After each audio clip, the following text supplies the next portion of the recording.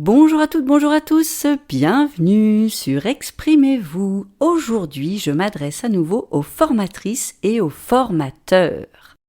Vous savez qu'avant de créer votre PowerPoint et votre livret pédagogique à l'attention de vos apprenants, vous devez en tout premier lieu concevoir votre scénario pédagogique. Ce scénario pédagogique est la base, le fondement de votre travail. C'est celui sur lequel vous allez créer toutes vos séquences. Et c'est à partir de ces séquences, et donc bien sûr de votre scénario pédagogique au complet, que vous allez pouvoir concevoir tous vos supports, y compris d'ailleurs les supports de vos ateliers par exemple. Pour vous aider à concevoir ce scénario pédagogique, j'ai imaginé une série de questions qui vont vous permettre de vous guider. Je vous propose donc maintenant de vous les partager. Évidemment, vous pouvez vous aussi vous créer vos propres questions ou bien en ajouter des supplémentaires. C'est parti, je commence. Quel est mon objectif pédagogique sur cette séquence ?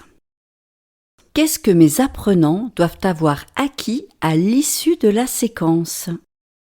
Quel est le contenu de la séquence, c'est-à-dire sur quelles notions allons-nous travailler ? Comment puis-je m'assurer que les notions sont bien acquises, comprises par mes apprenants ? Les apprenants possèdent-ils bien tous les outils et contenus nécessaires pour réaliser le travail, les ateliers que je leur propose ? Pour calculer la durée d'une séquence qui comprend des ateliers avec restitution à l'oral, vous devez savoir combien d'apprenants suivent votre formation. En fonction du nombre d'apprenants, vous allez pouvoir élaborer un calcul qui va se rapprocher au mieux de la réalité. Vous devez donc très fréquemment vous poser cette question : combien ai-je d'apprenants ? Si les apprenants ne font pas des restitutions individuelles mais en groupe, à ce moment-là, posez-vous plutôt la question : combien de groupes vais-je créer pour cette séquence ? Et ainsi vous pourrez calculer la durée de la restitution en fonction du nombre de groupes et non du nombre d'apprenants. Tout dépend de la configuration que vous souhaitez donner à vos ateliers. Si je récapitule, voici une question un petit peu plus globale que vous pouvez donc vous poser. De combien de temps chaque groupe, binôme ou apprenant a besoin pour réaliser cet atelier ? Au total, combien de temps cela va-t-il prendre ? Et vous faites la même chose pour la restitution. Autre question. Ai-je suffisamment séquencé mon programme ? Cette séquence peut-elle être divisée ? Pourquoi est-ce que je vous dis ça ? Eh bien tout simplement parce que l'une des erreurs les plus récurrentes chez les formateurs et surtout les nouveaux formateurs, c'est de vouloir insérer plusieurs séquences en une. Je vous donne un exemple. Vous prévoyez un atelier dans votre scénario pédagogique et vous allez inclure la restitution de l'atelier dans la même séquence. Donc vous prévoyez en une seule séquence l'animation et la restitution. Ce qui fait que vous pourriez avoir une séquence qui dure par exemple 2 heures ou peut-être même 2h30, en fonction évidemment de la durée de l'atelier et du nombre de participants. Au lieu de mettre les deux séquences en une, moi ce que je vous conseille, c'est de prévoir une séquence pour l'animation de l'atelier et une autre séquence distincte pour la restitution de l'atelier. Autre type de question que vous pourriez être amené à vous poser, si par exemple là vous prévoyez une séquence expositive, il n'y a donc que vous qui prenez la parole, posez-vous la question du nombre de slides que vous avez prévu dans cette séquence. Et ensuite demandez-vous combien de temps vous allez consacrer à chaque slide. Vous allez ainsi pouvoir déterminer la durée globale de la séquence. Autre type de question. Ai-je bien prévu suffisamment de slides pour permettre aux apprenants de voir, comprendre et ancrer les notions étudiées ? On revient maintenant sur un atelier.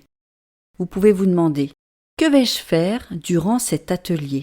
De quoi ai-je besoin pour animer cet atelier ?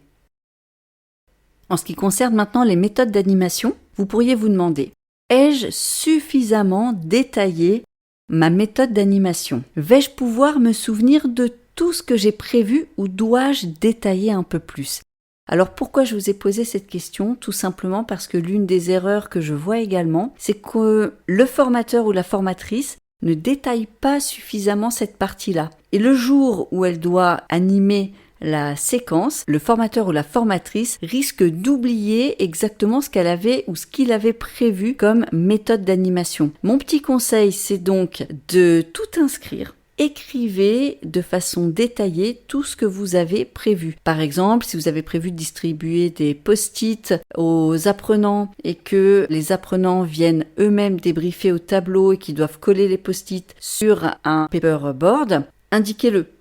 Si à l'inverse, vous avez prévu que les apprenants restent à leur place et que vous vous occupez du débrief et c'est vous qui notez les réponses des apprenants au paper, indiquez-le aussi parce que vos choix vont déterminer aussi une durée. En fonction des choix que vous allez faire, la séquence va durer plus ou moins longtemps. Et puis, il y a également une notion de pertinence pédagogique.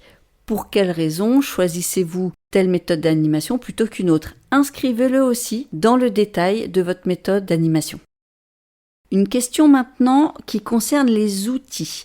Quels sont les outils que je vais utiliser? Ai-je bien noté, indiqué tous les outils nécessaires à l'animation de cette séquence? Oui, c'est pareil. Notez tout ce dont vous avez besoin. Ce serait quand même dommage d'oublier chez vous un des outils que vous avez choisi. Par exemple, si vous aviez prévu une balle en mousse pour animer un brainstorming ou un débat, ce serait dommage de l'oublier chez vous.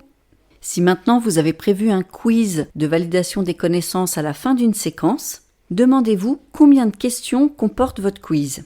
Est-ce que vos réponses sont suffisamment claires et est-ce que vous avez compté dans le temps d'animation de cette séquence un temps nécessaire pour compléter justement vos réponses à l'oral, en plus bien sûr des réponses de vos apprenants. Demandez-vous également si la méthode d'animation que vous avez choisie, quelle que soit la séquence, est la plus adaptée à l'ancrage des connaissances de vos apprenants. Est-ce qu'il n'y a pas, par exemple, une autre méthode d'animation qui permettrait une meilleure assimilation des connaissances?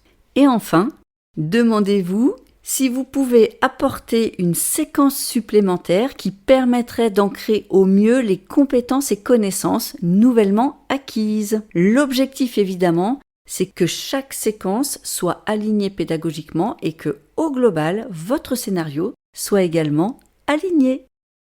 Je vous souhaite donc de merveilleuses réalisations de scénarios pédagogiques et je vous dis à très vite sur Exprimez-vous.